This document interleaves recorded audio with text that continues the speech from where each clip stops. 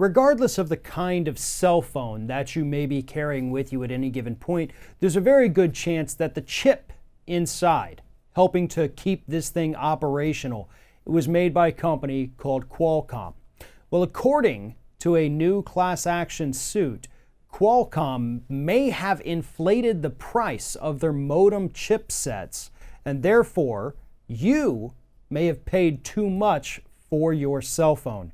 Joining me now to help explain what this class action lawsuit is about is Scott Hardy from topclassactions.com. Scott, right now we've got this massive lawsuit, class action suit against Qualcomm. Tell us what this suit is alleging that this, chip manufacturer had done. Sure. So this class action lawsuit alleges that Qualcomm essentially worked with other chip manufacturers to raise up the price of the modem chips that are in almost every cell phone that you buy. Whether you have an iPhone, whether you have a Motorola phone, whether you've got Android, you're still actually using most likely a chip from Qualcomm to process that data from your phone and send it over the air into the actual cellular network. And so we've seen a lot of these price fixing class actions over the last couple of years. And class action lawyers have been very, very diligent in their work in digging through and finding who was responsible. We've already covered class actions regarding increased prices over DVD players because of the chips themselves that were raised in price because they made sure that those prices were higher. We've covered it for memory in computers and memory in actual cell phones. And so now we're seeing this class action lawsuit against Qualcomm over the modem chip that is in almost every phone that's been purchased since February 11th, 2011. And it's that same allegation of collusion between Qualcomm and other chip manufacturers to keep the price of modem chips higher than they would and to potentially artificially inflate that price, affecting everyone who bought a cell phone since 2011. So we're talking about a span of a class here over roughly 8 years. I mean, we're just a few days away at this point from the 8-year mark of the potentially affected devices here. And according to the report, which people can find on topclassactions.com, this could affect 250 million consumers. I mean, 250 million. That would make this probably, I think, the largest class ever. And if it turns out that Qualcomm was in fact, artificially inflating the prices and thereby making consumers pay more for their cell phones, this could potentially, hypothetically, result in a settlement over $5 billion based on the number of users affected, the average mock-up in price that they had to pay. So this could be more than $5 billion. Right now, nothing's really happened in terms of any money being available. There's no settlements. Is there even any talk of settlements at this point, or where do we stand with this particular case? Well, now that the class has been certified, that's always a key part in class actions, is actually getting that class certified. Once a class is certified, we see roughly 90% of these cases settle before they go to trial.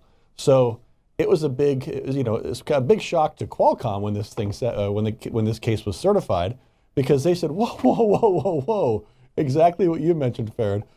This affects every single every single citizen of the United States of America, essentially, since 2011. Because anyone, even a kid that was born in 2011, may very well have some kind of cell phone by now that their parents might have given them. That it's in a crazy amount of people that are actually covered by this class action. And as you said, the damages could be in the billions of dollars, depending on what actually comes through.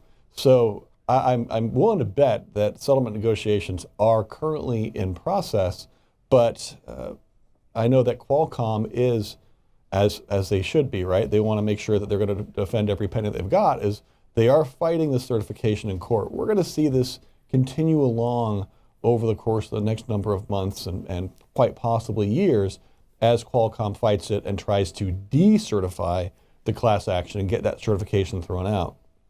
But the initial look at these lawsuits kind of shows that might not happen. It might just be right now Qualcomm trying to make sure that they don't pay as, $2, $3, $4, $5 billion in damages, and try to get it down to a manageable number to settle it. Because we've already seen these alleged price fixing class actions settle among almost all of the major chip manufacturers, from RAM to motherboards and just individual transistors. I know there was talk of price fixing on those as well. So we'll see how this one goes. It's got a long road. Anytime you've got a potential settlement with a $1 billion payout, there's going to be a heck of a fight.